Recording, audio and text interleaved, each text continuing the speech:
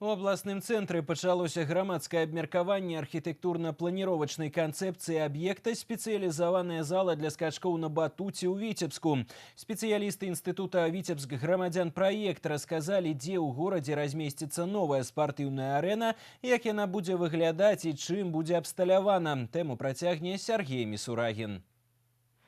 Упершыню ідэя будаўніцтва ў Віцебску палаца Батута была агучана пасля завяршэння алімпійскіх гульняў у бразільскім Рыа-де-Жанейра. Падчас сустрэчы губернатара вобласці Мікалая Шарснёва з алімпійскім чэмпіёнам Уладзіславам Ганчаровым і яго трэнерам Вольгай Уласавай настаўнік нацыянальнай зборнай звярнулася з просьбай аб узвядзенні ў горадзе сучаснай спартыўнай арэны.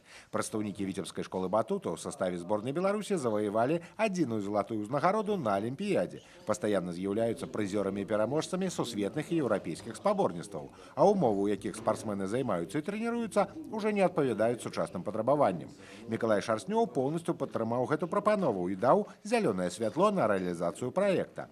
Для футбола сделано, хоккея сделано, для велосипедного спорта сделано сегодня. Очень много чего сделано. А вот для батута как раз тренировали все в школе. Нет ничего. Логично, принято.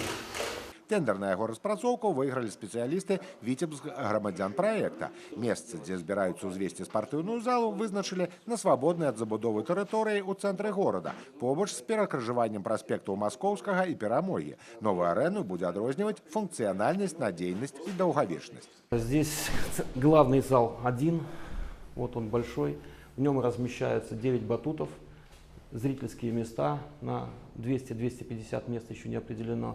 Гимнастическая дорожка, батут с ямой для приземления.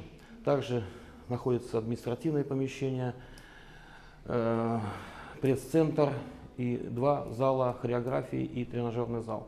З матэрыяламі праекта можна азнаёміцца на сайце віцебскага гарвыканкама. Грамадскае меркаванне працягнецца да 9 лістапада. Свае прапановы і заўвагі жыхары Віцебска могуць пакінуць у журнале ў прыёмны аддзел архітэктуры ці направіць па электроннай пошце на адрас віцебск@тут.бівай. Сергей Мисурагин, Станіслав Дудзін. Навіны Віцебск.